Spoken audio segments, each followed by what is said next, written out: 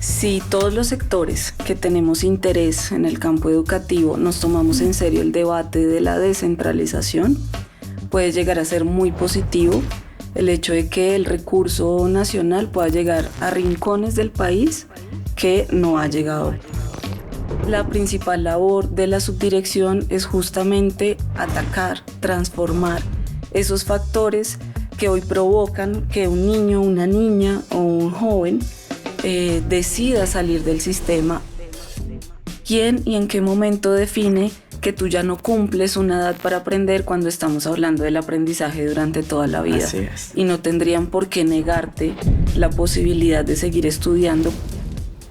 Estamos invitando a los maestros del país a identificar esa capacidad que ellos tienen también de flexibilizar el currículo para poder atender distintas necesidades. Inclusión de la inteligencia artificial también dentro de los espacios educativos. Todos y todas tenemos derecho a aprender, sin importar la edad o el lugar. La educación es un latido que nunca se apaga, un motor de cambio y justicia. Esto es Latidos del Saber, el poder de transformar y el derecho a aprender. El podcast de la DBB Internacional, un espacio donde exploramos cómo el aprendizaje en todas sus formas y a lo largo de la vida construye caminos y oportunidades de equidad. Aquí escuchamos voces que inspiran, experiencias que movilizan y soluciones que construyen un futuro donde nadie se quede atrás. ¿Listos para sentir el latido del saber? Comenzamos. Hola a todos y todas, bienvenidos a Latidos del Saber, el poder de transformar y el derecho a aprender, un podcast en el que exploramos el derecho humano a la educación y la transformación de los territorios y la vida. Hoy nos convoca un tema muy importante y es cómo se conectan las distintas formas de aprendizaje a lo largo de la vida. Y para ello tenemos una invitada muy especial que nos acompaña el día de hoy.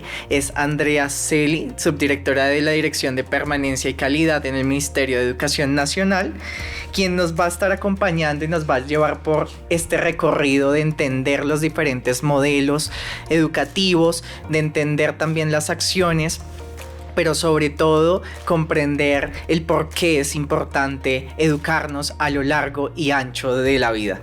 Así que bienvenida, Andrea, es para nosotros un placer estar el día de hoy contigo y quisiera preguntarte, ¿cómo estás el día de hoy? ¿Cómo te sientes?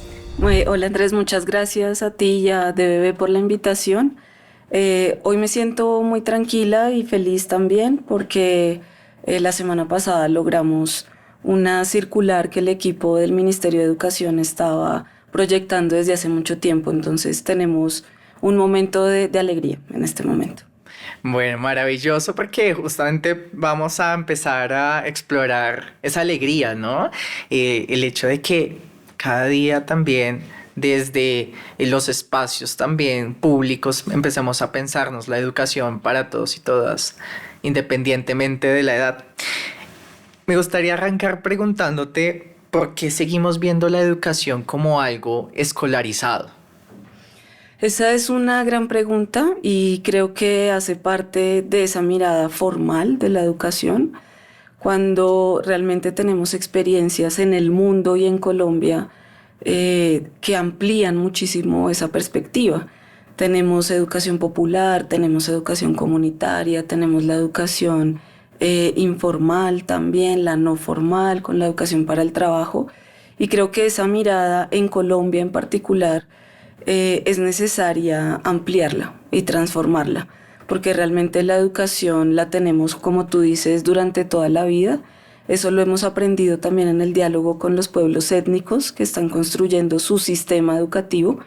Y cuando el pueblo o cualquier pueblo étnico nos dice, nosotros vemos la educación para toda la vida, y ellos llaman semillas, es parte de lo que tenemos que aprender en el Estado también a reconocer.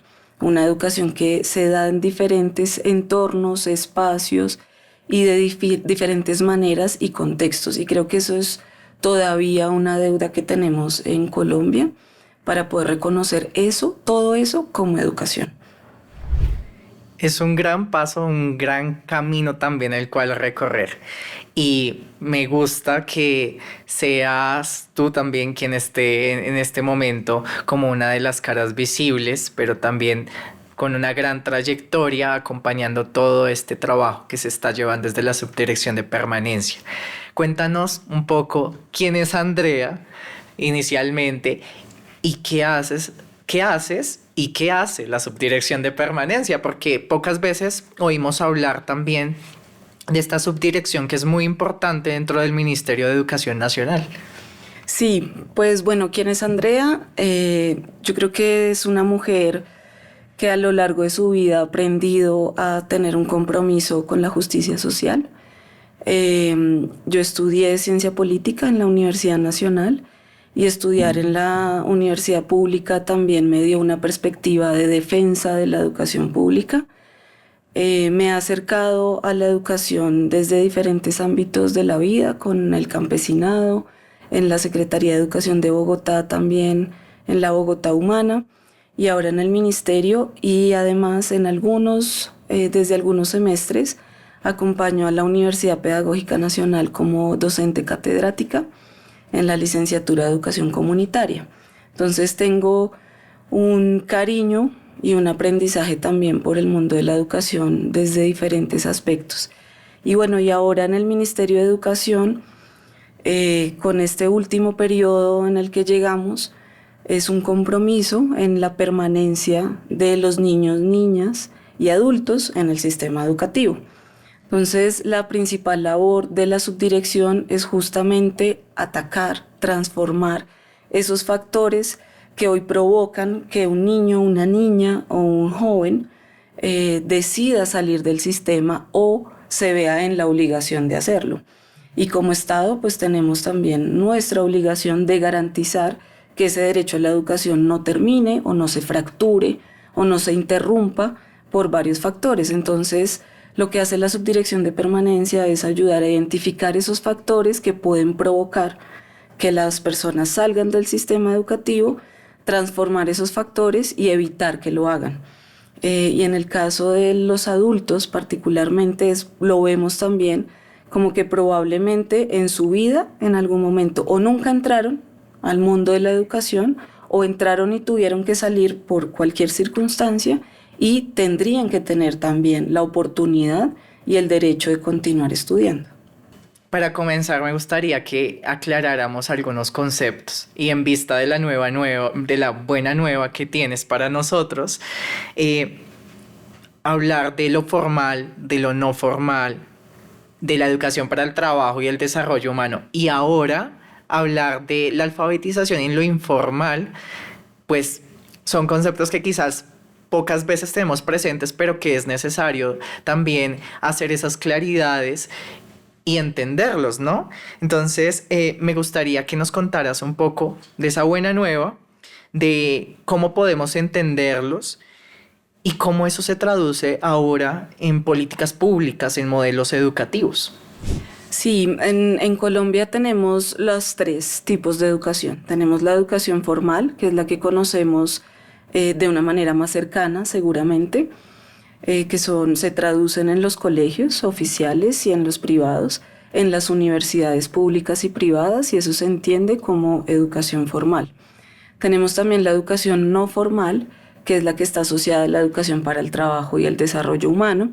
Y creo que en otros países del mundo, pero en Colombia también necesitamos reconocer que eso se necesita y que no todas las personas somos buenas para todo, que algunos tenemos capacidades distintas y esta perspectiva más amplia nos abre la posibilidad de reconocer esas habilidades y esas capacidades que pueden ser desarrolladas de distintas maneras.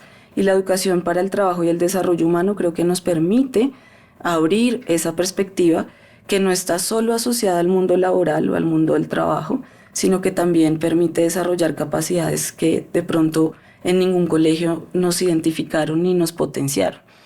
Y por otro lado está la educación informal o en el marco de la informalidad, y quiere decir que no se orienta, no se dicta, no se vive en el marco de un establecimiento educativo certificado, reconocido, pero que sí nos permite también acercarnos a otros saberes y a otras prácticas que pueden ser también potencializadas de acuerdo a la necesidad de la persona. Claro, entiendo ahora que esto ahora ya ha quedado mucho más claro en lo que nos comentabas al inicio de la circular que ha sacado el ministerio. ¿Podrías contarnos un poco? Sí, la semana pasada, el 2 de abril, la viceministra Gloria Carrasco firmó una circular, la 018 del 2025, que le da nuevas orientaciones al sector educativo para la alfabetización. Y cuando digo sector educativo, es todo este mundo que acabo de nombrar, porque el Ministerio de Educación orienta la política educativa. Entonces es una circular que va dirigida tanto a los colegios como a las universidades, a las escuelas normales superiores, a las secretarías de educación, a las alcaldías, a las gobernaciones, a todos estos actores que pueden tomar decisión alrededor del proceso de alfabetización. La circular tiene dos cambios importantes en el proceso de alfabetización en el país. El primero es que siempre se ha reconocido que la alfabetización hacía parte de la educación formal en el ciclo lectivo para adultos 1. La educación para adultos se maneja por los CLEI, y en el CLEI 1, que era el primer paso, estaba incorporada la alfabetización. Ese proceso del CLEI 1 de la educación formal era financiada única y exclusivamente por recursos de inversión o de otras fuentes y orientada por el Ministerio de Educación. Lo que hace la circular es devolverle la capacidad del CLEI 1 y de la alfabetización a los colegios oficiales del país, de todo el país. Entonces, a partir de esa circular, todos los colegios oficiales que tengan educación para adultos van a poder solicitar su financiación al Sistema General de Participaciones para poder tener una trayectoria educativa completa en la vida de una persona joven o adulta. Es decir, que a partir de esta circular, desde el CLEI 1 al CLEI 6, es garantizado por un colegio oficial que esté autorizado para hacerlo y lo puede solicitar el recurso al Sistema General de Participaciones, al recurso público. Obviamente también pueden tener recursos propios, recursos de regalías, dependiendo de cada entidad territorial, pero lo positivo es que con esta circular ya podemos tener la trayectoria educativa completa de un adulto y que puede hacer uso del recurso público. Ese es el primer cambio que tiene la circular. Y el segundo es que le abre campo justamente a la alfabetización de carácter informal. Y eso es parte de lo que venimos conversando, que el ministerio se abra también a reconocer otras posibilidades de educación informal para la alfabetización y plantea 4 estrategias. La primera es el uso del servicio social obligatorio de los colegios para que estos jóvenes que están entre 10º y 11 nos ayuden a identificar quiénes son las personas que todavía no han sido alfabetizadas y en dónde están. Qué bueno. Porque poder identificarlas no es tan fácil. Entonces, estos jóvenes nos pueden ayudar a hacerlo en su área de influencia, de su sede educativa. Ese es un primer punto. El segundo es el Servicio Social para la Paz. El Gobierno Nacional, en el marco del Plan de Desarrollo, ha abierto esta posibilidad para que los jóvenes que no quieren prestar el servicio militar obligatorio puedan acercarse y hacerlo a través del Servicio Social para la Paz. El Ministerio de Educación ha habilitado la modalidad con el Ministerio de las Culturas para que los jóvenes que hagan su Servicio Social para la Paz puedan alfabetizar a adultos, a jóvenes y adultos en 6 territorios del país, y eso ya va a empezar este año. La otra estrategia son los normalistas, las escuelas normales superiores que se forman para hacer pedagogía y que están formando a posibles futuros maestros, nos van a acompañar en el proceso de alfabetización en sus prácticas educativas. Y por último, los practicantes de universidades públicas y privadas, sobre todo de quienes estén en las carreras de licenciatura, pero lo abrimos a otros campos del saber que también lo puedan hacer, van a acompañarnos también en el proceso de alfabetización. Esto nos abre campo a las bibliotecas públicas, a iniciativas de educación popular, educación comunitaria, que sabemos que se hacen en los barrios y en las veredas, para que puedan ser reconocidas también como un proceso de educación de adultos. Es un gran avance también para el Ministerio Nacional y para la educación en Colombia, ¿no? El poder reconocer estas otras formas de aprendizaje que hay a lo largo y ancho del territorio, y qué bueno que la estrategia también esté muy pensada en vincular la juventud. Sabemos que son uno de los grandes dolientes incluso de la educación de personas jóvenes y adultas, porque muchos de ellos pues son los que más desertan a nivel educativo. Me parece realmente algo de celebrar, y allí me gustaría también preguntarte un poco, ya que estamos hablando de educación también informal, no formal, cómo el Ministerio de Educación Nacional está generando estrategias para articular los modelos de educación flexible. Porque si bien también sabemos que allí hay un desafío grande frente a los currículums, frente a la contextualización de los mismos en diversos territorios. ¿Cómo se está dando? Sí, ese es un debate que en este momento tenemos muy fuerte, porque varias secretarías de educación nos han manifestado la dificultad que encuentran con jóvenes que por distintas circunstancias han interrumpido su ciclo de educación y hoy se encuentran en una condición que algunos denominan extraedad. Así es. Y yo la pongo entre comillas porque justamente eso también es un debate. ¿Quién y en qué momento define que tú ya no cumples una edad para aprender cuando estamos hablando del aprendizaje durante toda la vida? Así es. Y no tendrían por qué negarte la posibilidad de seguir estudiando porque tengas una edad u otra para el momento en el que el colegio dice que deberías estar. Y estamos debatiendo la categoría. Hay una muy buena experiencia que conocimos de la Secretaría de Educación de Cartagena y de otras secretarías en donde ya están cuestionando esto. Y dicen, como somos garantes del derecho a la educación, tenemos que recibir a esos jóvenes y no denominarlos y no ponerles ya una categoría de que están en extraedad. Ese es un primer paso que creo que es importante que tenemos que ayudar a promover en las secretarías de educación, y es decir, una persona tiene el derecho a la educación y no tiene por qué ser interrumpida o por su edad o por cualquier condición que tenga.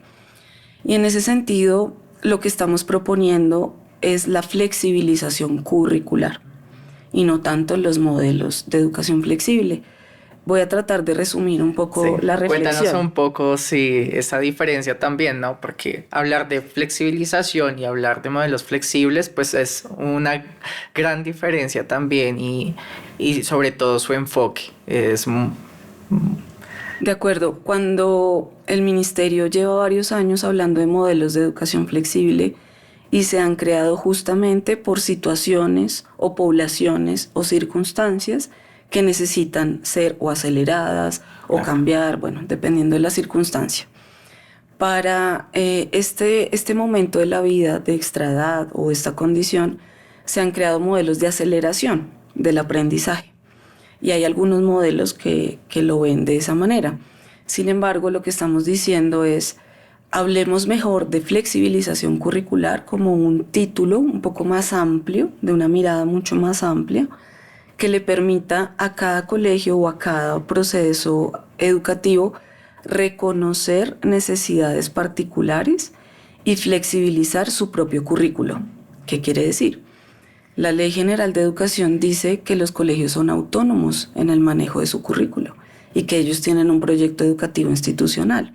Así es. Si nos vamos a la norma y al deber ser, eso quiere decir que un rector, un coordinador académico, un maestro, ya está habilitado legalmente en su autonomía para flexibilizar su currículo que le permita garantizar a estos jóvenes nivelarse o atenderlos. En ese orden, no tendrían por qué siempre que exigir un modelo educativo flexible o no tendrían por qué esperar la autorización del Ministerio de Educación para adecuar su currículo, flexibilizarlo y garantizar el derecho de los jóvenes que tienen en la clase. Entonces, cuando lo vemos de esa manera, estamos invitando a los maestros del país a identificar esa capacidad que ellos tienen también de flexibilizar el currículo para poder atender distintas necesidades que se presentan en el aula.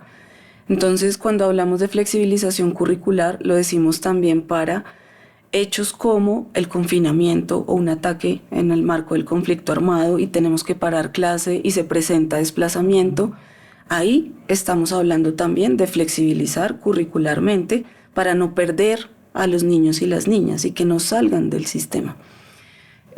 Ahí se nos activa entonces educación en emergencias y otras estrategias. Entonces, cuando lo vemos de esa manera tan amplia de flexibilización curricular, nos aparecen muchas estrategias flexibles de educación, en donde los modelos pueden ser una de esas opciones de acuerdo al contexto, de acuerdo a la necesidad, porque los modelos flexibles no nos van a resolver todas las necesidades que hoy está presentando la educación. Claro. Y aparte de eso también da mucha oportunidad de maniobra y también de reconocimiento, por ejemplo, de los saberes interculturales que tienen comunidades indígenas en el territorio nacional. Conozco experiencias en donde son justamente los proyectos educativos enfocados en todo el tema de, por ejemplo, los calendarios propios de las comunidades indígenas. Uh-huh. No solamente permite que haya un diálogo entre los saberes tradicionales y los saberes propios, sino que además les da justamente ese margen de maniobra, incluso en estos territorios tan agrestes o que están afectados por la violencia en Colombia. Es una gran oportunidad realmente. De acuerdo, y con los pueblos étnicos tenemos un reto mayor en este momento en el Ministerio de Educación. Estamos construyendo el sistema educativo indígena propio y lo estamos construyendo con los 115 pueblos. Eso nos va a implicar, como tú lo acabas de decir, una creación de modelos propios de educación. Y eso necesariamente va a transformar esa mirada que tenemos de tiempo atrás, de que son personas técnicas del ministerio que no pertenecen a los pueblos indígenas los que terminan autorizando o validando o no un modelo flexible. Y eso es parte del aprendizaje que tenemos ya hoy en el país desde una mirada decolonial y transformadora, y es reconocer que esos saberes y esos modelos propios son ellos quienes son los autorizados para construirlos, ¿sí? ¿Eso qué va a implicar? Y eso no va a ser de manera inmediata, eso va a traer una transición y va a depender de la capacidad organizativa de cada pueblo y de los avances que tengan en cada pueblo. En ese orden, cuando se reglamente este sistema educativo indígena propio, cada pueblo va a tener la posibilidad de construir su modelo educativo. Lo que estamos haciendo en este momento en la Mesa de Concertación Nacional es definir unas reglas generales para todos los pueblos, pero ya en el detalle de una estrategia pedagógica lo va a definir cada pueblo de acuerdo a su cosmovisión y a sus usos y costumbres. Es maravilloso. Ahí, bueno, me surge una pregunta y que creo que se vuelve un desafío, no solo para los pueblos indígenas en la construcción de su modelo propio educativo, sino también para los mismos ciclos, ¿sí? Todo el tema que conocemos ahora como educación nocturna, educación de fines de semana y demás, y es cómo aseguramos que jóvenes y adultos que se están educando puedan acceder a la educación superior y que cuenten con estas competencias, porque creo que es un desafío al que muchos se enfrentan, también porque pues no es un secreto que no es la educación que recibes durante 11 años. Por ende, muchas veces vas a también en algunos contextos se carece de la formación en X o Y habilidades que pueden ser también competencias para acceder a la educación superior. Yo creo que aquí tenemos que devolvernos un poco en la concepción de la educación de adultos, porque lo que hemos identificado, lo que yo he identificado en este tiempo en el ministerio, es que muchos modelos que hoy existen, que se crearon y se avalaron para la educación de adultos, tenían como referente los estándares básicos de competencia que no fueron pensados para adultos. Claro. Esos estándares fueron pensados para niños y niñas. Y ahí estamos haciendo una mezcla en términos de orientación pedagógica que habría que corregir. Eso es un primer comentario. Entonces, si es así, la educación de adultos o para jóvenes y adultos en Colombia hoy requeriría una orientación pedagógica actualizada y contemporánea a los adultos y no con base en unos estándares creados para otra población. Y ahí tenemos un reto en el ministerio y justamente estamos tratando de hacerlo. La alfabetización que te acabo de nombrar tiene ya hoy unas nuevas orientaciones pedagógicas reconociendo perspectivas para adultos. Es decir, reconozcamos saberes previos, reconozcamos experiencias, reconozcamos cultura, reconozcamos contexto, pero al mismo tiempo desarrollemos unas habilidades y potenciemos unas capacidades que ya tienen esos adultos desarrolladas o que las han vivido en otros momentos, que otros saber necesitan entonces. Y aquí cuando hablo de actualizar, por ejemplo, viene el código de la tecnología, Sí. o el código de ciudadanía, o una perspectiva antirracista, o una perspectiva del cambio climático, ¿no? O sea, entonces son perspectivas contemporáneas que tendrían que adecuarse a la educación de adultos también. Y ese es un reto para que desde la orientación pedagógica, llámese modelo, llámese currículo, de acuerdo a lo que cada colegio tenga en la educación para adultos, pueda incorporarlo desde ya, para que cuando esta persona se gradúe en su ciclo 6, cuente ya con unas habilidades y pueda decidir si es la educación superior, si es la educación para el trabajo y el desarrollo humano, o si es un oficio directamente y que mejore su calidad de vida y su desarrollo profesional en cualquier campo que decida elegir. Claro. Bueno, hemos hablado mucho también desde las instituciones educativas, ¿no? Desde los modelos también curriculares de los pueblos indígenas, como educación propia. Me gustaría ahora que me contaras un poco cómo se está articulando también desde el ministerio, cómo se está pensando la educación en contextos de cárcel, porque también es otro contexto diferente, es una situación y un contexto del cual pocas veces exploramos, pocas veces conocemos también cómo se vive, pero sabemos muy bien que allí también en espacios en donde hay también adolescentes, jóvenes, pero también adultos que se están educando y que de alguna manera en su momento también esa educación va a permitir que ofrezcan o contribuyan algo al país. Sí, ese es un proceso que también tiene varias aristas. En primer lugar, decir que pues estas personas no pierden ningún derecho bajo su privación de la libertad. El único que pierden es ese, pero siguen siendo sujetos de todos los derechos. Y en el caso del derecho a la educación, pues es uno de ellos que no tendría por qué interrumpirse por la condición de privación de la libertad. Ese es un principio que tendríamos que tener muy claro en el país. Sin embargo, ya cuando vamos al detalle de cómo se garantiza el derecho o el servicio a la educación, porque venimos de una tradición es de ver la educación más como un servicio, cuando nos lo pensamos de esa manera, el IMPEC y el Ministerio de Justicia tiene bajo su responsabilidad hoy, normativamente, la garantía de lo educativo. Y uno dice, pero ¿por qué mi injusticia y por qué el IMPEC? ¿Y qué hace educación en ese escenario? Justamente en este momento el gobierno está adelantando la emisión de un COMPES y de un decreto que reglamente la educación de las personas privadas de la libertad. ¿Por qué es necesario reglamentar y por qué es necesario un COMPES?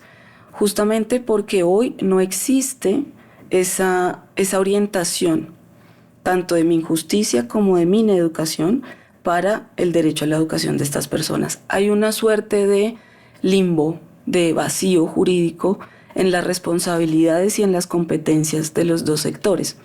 Y hoy resulta que cada Secretaría de Educación ha asumido el apoyo al IMPEC de una manera distinta. No hay una única orientación que le permita a las secretarías de educación tomar una u otra decisión. El IMPEC tiene dentro de sus sistemas colegios dentro de algunas cárceles. ¿Quién regula esos colegios? ¿Tienen rector? ¿No tienen rector? ¿Tienen docentes? ¿No tienen docentes? En este momento, de esos colegios que tiene el IMPEC, no tienen maestros reconocidos, certificados, no está la figura de un rector, ¿sí? Entonces fíjate que ahí hay un vacío en la manera en la que se está garantizando este derecho a estas personas. Entonces el reto que tenemos en este momento es poder reglamentar y poder sacar ese decreto reglamentario. Claro, y para eso la construcción del COMPES, muy importante, ¿no? También para asegurar que ese derecho a la educación, que es realmente fundamental, pues sea garantizado. Qué interesante poder también explorar y sobre todo ver que la educación en estos contextos también contribuye no solo al desarrollo de país, sino que contribuye al desarrollo humano, que es importante. Y a la resocialización de estas personas, Claro. que se supone que es el objetivo de la medida, ¿no? Que sería en fin último realmente que puedan, una vez en libertad, puedan también dar de todo lo que han aprendido. Sí, aquí solo para conectar una cosa, a pesar de que no existe este decreto y que tenemos este vacío, el ministerio hace unos meses firmó también un convenio con el IMPEC y con Minjusticia para brindar becas a mujeres privadas de la libertad y que puedan continuar sus estudios de educación superior. Lo que tenemos que conectar en esa posibilidad es ya desde básica, secundaria y media, cómo pueden estas personas terminar sus procesos educativos para poder conectarlos con esta posibilidad de educación superior. Y ahí es cuando necesitamos organizar el sistema, en este caso tanto educativo como del IMPEC, para poder garantizar ese derecho. Ese derecho. Bueno, justamente en esa vía de garantizar el derecho, pues bueno, ya hemos visto y nos has contado que son grandes los desafíos que enfrenta el Ministerio de Educación para conectar los diferentes aprendizajes. En este momento, ¿cómo el ministerio está pensando también conectar y reconocer aquellos saberes dentro de lo que consideramos como informal o saberes no tradicionales? Estas escuelas populares que no se encuentran reglamentadas o dentro del Ministerio de Educación Nacional, pero que de alguna manera están caminando hacia esa formalización porque bueno, necesitamos de alguna manera esas certificaciones, ¿no? Para dar continuidad a la trayectoria educativa. Sí, ese es tal vez el reto que tenemos ahora cuando le abrimos espacio a lo informal o a la educación de carácter informal, en este caso alfabetización. Necesitamos mejorar esa conexión y que estas personas, jóvenes o adultas que están recibiendo formación en estos centros, puedan luego, si lo consideran, porque ahí es donde viene también la idea del desarrollo humano, que libremente puedan tener la oportunidad de decidir si quieren continuar en el sistema educativo o si definitivamente no lo quieren hacer. Esa conexión todavía necesitamos mejorarla. Lo que sí podemos decir hoy es que con esta circular y también con el apoyo que tuvimos del Departamento Nacional de Planeación, esas iniciativas de carácter informal ya pueden ser reconocidas dentro de la meta que tenemos de alfabetización. Y sí necesitamos, y parte del camino que está abriendo el ministerio en estos años, con diferentes estrategias. Por ejemplo, CIMES, que es otra estrategia del ministerio, es acercarse a territorios como Bichada, como Amazonas, como Guainía, en donde no llegaban este tipo de programas, pero que el ministerio no se queda solo en su interlocución con la Secretaría de Educación. Estamos llegando a interlocutar directamente con las comunidades, con las juntas de acción comunal, con otros actores de tipo comunitario que están acompañando al sector educativo y que el sector educativo necesita de esa orientación y de ese diálogo también para mejorar la calidad educativa. Entonces, tanto en CIMES, que es la ampliación a la media, estamos llegando directamente con las comunidades. En el caso de alfabetización, estaríamos haciendo lo mismo, ¿sí? Entiendo. Los normalistas o los establecimientos educativos o el servicio social obligatorio necesariamente debe conectarse con los actores comunitarios de su zona de influencia para poder identificar a estas personas y acercarlas al sector educativo. Bueno, me gustaría preguntarte por una experiencia puntual en donde se esté dando esta vinculación con estos saberes no convencionales, o experiencias de educación popular e informal que conozcas. Un poco también para materializar, porque casi siempre hablar del Ministerio de Educación Nacional y lo que se hace es algo muy abstracto. Entonces, ¿conoces alguna experiencia que puedas contarnos? Sí, justo la próxima semana vamos a ir a la graduación de un diplomado que adelantó una corporación que se llama Educapaz en el Medio Atrato, en Chocó. Están formando a jóvenes como alfabetizadores y les van a dar un diploma porque formaron a estos jóvenes como alfabetizadores de una manera informal, con estrategias informales. Ahora le corresponde al ministerio, cuando reconoce este tipo de experiencias, cómo potencia ese saber que ya tienen estos jóvenes como alfabetizadores que van a recibir su diploma y se van a certificar de manera informal como alfabetizadores para continuar el apoyo, en este caso sea con una normal superior o sea con un colegio, pero que ese saber de esos jóvenes que ya tienen con herramientas de alfabetización lo puedan seguir haciendo. Mira qué bonito. Justamente ya que nos tocas el tema de alfabetización, hoy tenemos un desafío enorme y algo que se agudizó mucho en pandemia, y es que hablábamos de la alfabetización de jóvenes y adultos desde la lectoescritura, pero hoy en día debemos pensarnos y hablar sobre la alfabetización digital también. Sé que el Ministerio de Educación ha trabajado en un COMPES en donde habla incluso de la inclusión de la inteligencia artificial también dentro de los espacios educativos. Como el Ministerio de Educación también está comenzando a pensarse la educación y la alfabetización digital en un diálogo también con estas nuevas herramientas que cada día son una realidad tanto para el docente como para el estudiante. Sí, ese es justamente lo que te hablaba de los enfoques más contemporáneos de la alfabetización, reconocer estos códigos que hoy necesita cualquier persona para desarrollarse mejor en el mundo. Y el mundo de lo digital y de la inteligencia artificial es justamente uno de ellos. Hay una iniciativa que necesitamos materializar con el Ministerio de la Tecnología, con MINTIC, que justamente se denomina alfabetización digital y que está dentro del marco del Servicio Social para la Paz. Eso está ya allí incluido en el decreto. Todavía nos falta ajustar bien la estrategia para que estos jóvenes lo puedan hacer. Sin embargo, MINTIC ya lo está haciendo.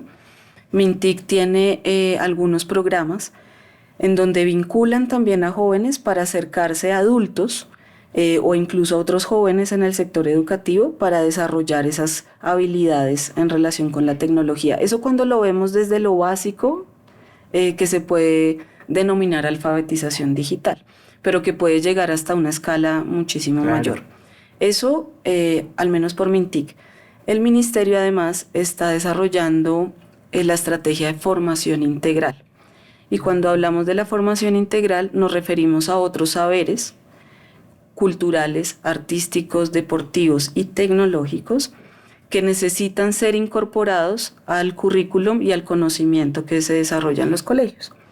Entonces, algunos colegios, en alianza con MINTIC también, están creando centros de interés para el uso de la tecnología y la inteligencia artificial. Seguramente ustedes han escuchado al presidente en algunos consejos de ministros en donde hace ese llamado para profundizar ese conocimiento en inteligencia artificial.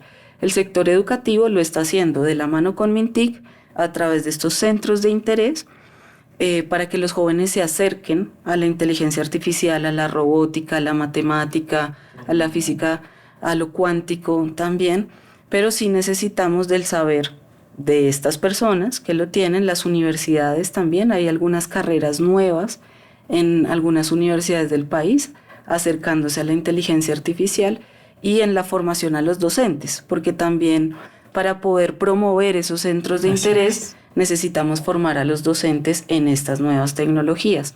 Entonces el ministerio tiene en este momento un programa que se llama Poder Pedagógico Popular que abre becas para los docentes del sector oficial y que se puedan presentar a maestrías y doctorados relacionados también con inteligencia artificial.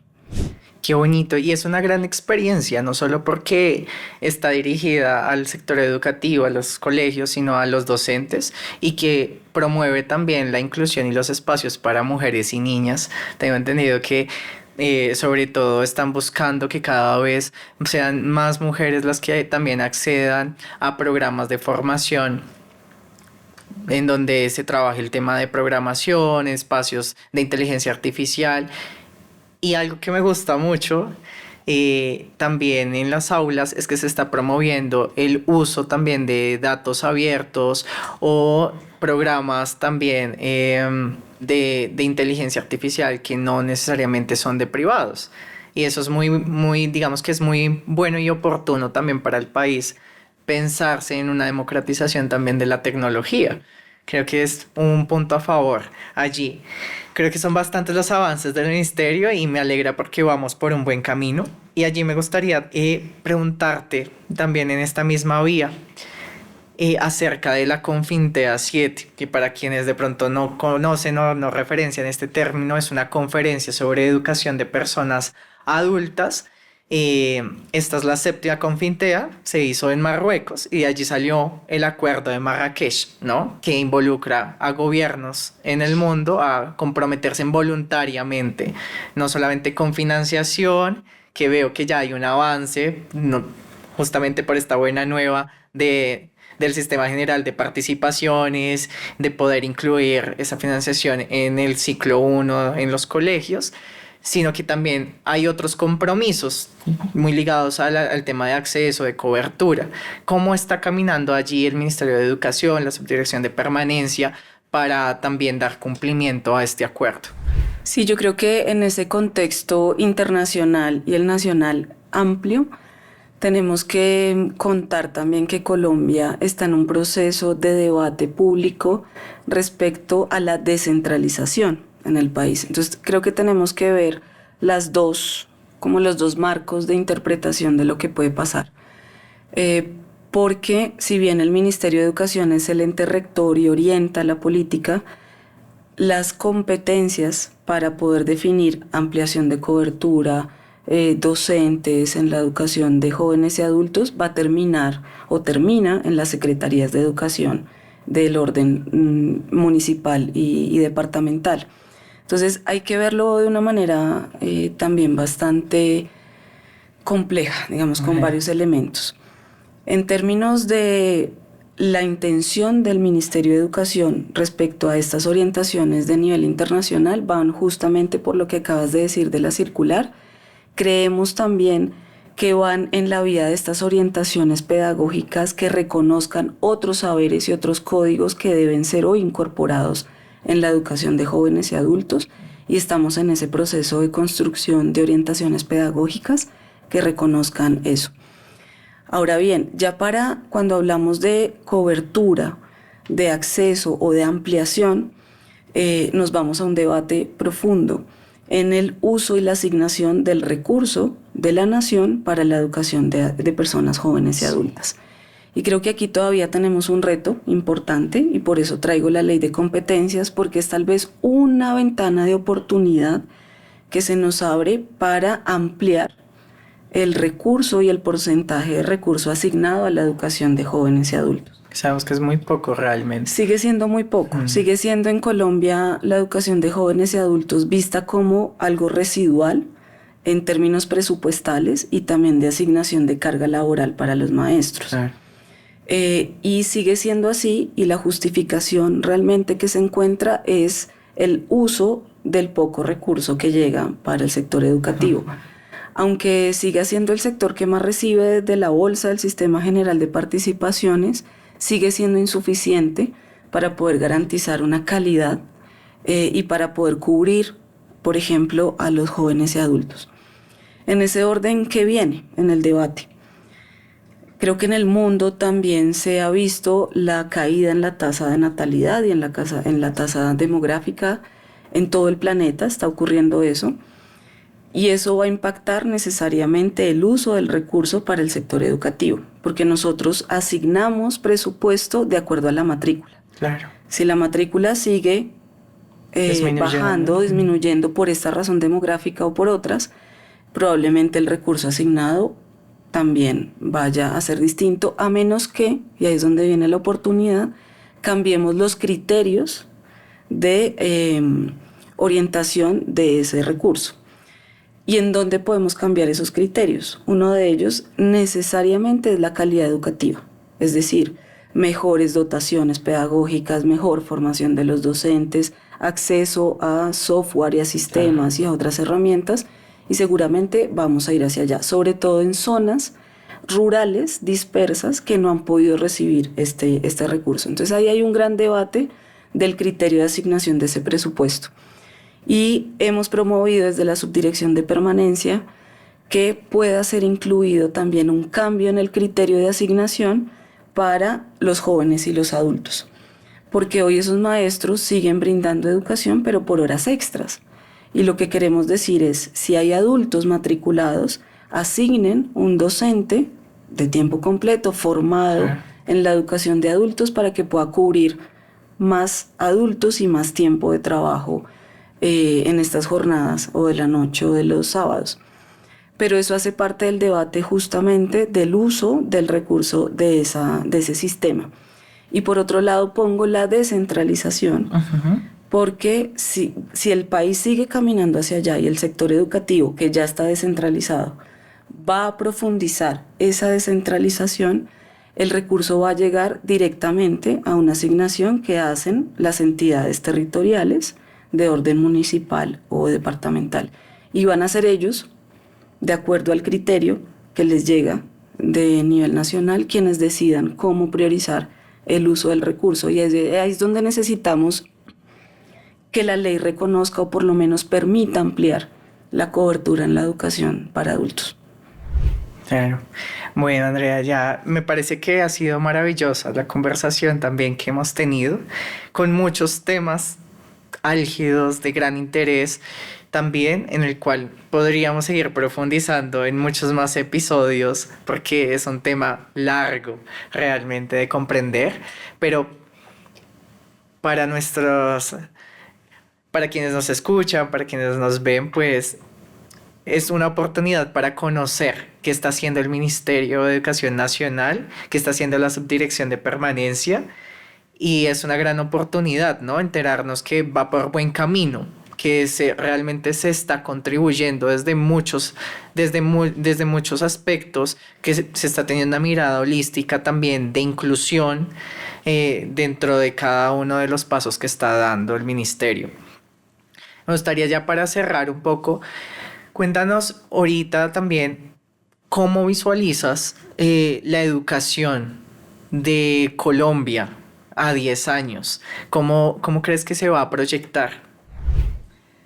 Pues creo que estoy muy permeada ahora por lo que te acabo de decir de la ley de competencias. Creo que si todos los sectores que tenemos interés en el campo educativo nos tomamos en serio el debate de la descentralización, puede llegar a ser muy positivo el hecho de que el recurso nacional pueda llegar a rincones del país que no ha llegado por el momento. Creo que el ministerio en este tiempo que lleva de este gobierno hemos logrado ver que es necesario que cambie ese criterio de asignación de recursos, que los ojos, la atención, el presupuesto, la asistencia técnica, los viajes del ministerio se concentren en zonas en donde no ha llegado y no se ha concentrado el uso del recurso. Y yo esperaría que esa sea una de las tal vez aprendizajes que ojalá dejemos en el Ministerio de Educación. Por otro lado, creo que un gran legado que se puede dejar a 10 años puede ser el sistema educativo indígena propio. Si logramos eso, puede ser una mirada incluso a nivel latinoamericano y mundial de lo que implica que un pueblo indígena construya su propio modelo educativo. Creo que puede ser algo a 10 años también muy positivo para superar esta mirada desigual y de poco reconocimiento al saber ancestral y al saber indígena. Creo que hay un reto en el caso también de adultos y yo espero que a 10 años la alfabetización, y ojalá podamos decir que la tasa de analfabetismo en el país con estas estrategias caiga considerablemente, porque lo que hemos visto y lo que nos imaginamos que va a ocurrir a 10 años no es tanto un aumento gigantesco del presupuesto para abarcar un montón de gente, sino estrategias sólidas que se enraicen en los territorios para que los jóvenes, como tú decías, vean en la educación una oportunidad de vida. Y creemos que la alfabetización puede ser un camino para estos jóvenes que vean que pueden hacer un uso público y social de sus saberes con las personas adultas. Y yo confío mucho en el saber territorial y comunitario para que lo puedan apropiar y ojalá en 10 años, si nos volvemos a ver, tengamos unas tasas bien bajitas de analfabetismo en el país. Esperamos que sí, que en nuestro próximo episodio en 10 años o quizás menos podamos tener esas buenas nuevas que tiene también el Ministerio de Educación Nacional, pero que también tienen otros ministerios y otras organizaciones, porque sabemos que todos y todas estamos contribuyendo justamente para disminuir esas tasas de analfabetismo y más bien contribuir justamente a los múltiples desarrollos que tenemos en el país. Y qué bonito de verdad pensarnos la educación como con una mirada holística en la que todos y todas cabemos, en las que nos vamos a pensar no solamente un modelo, sino muchas educaciones que respetan las culturas, que respetan los saberes y que además contribuyen a hacer país. Qué bonito esto. Andrea, mil gracias de verdad por este espacio, por compartir con nosotros tu conocimiento, tu quehacer. Estamos muy agradecidos de tenerte el día de hoy. Sé que ha sido maravilloso y será maravilloso para quienes nos vean y nos escuchen en Latidos del Saber, el poder de transformar el derecho a aprender en este espacio. Así que muchísimas gracias, Andrea. Muchas gracias a ti y a DBB también por todo el apoyo que estamos recibiendo en el ministerio. Muchas gracias. Bueno, y a quienes nos ven, nos siguen, pues les invitamos a que también nos comenten con el hashtag Educación para la Vida, donde ustedes adquirieron sus saberes en la escuela, en el trabajo, en la familia. ¿Cuáles son esos saberes que los motivan también a seguir luchando también por el derecho humano a la educación? Así que esto fue todo por este episodio. Nos vemos pronto. Muchísimas gracias.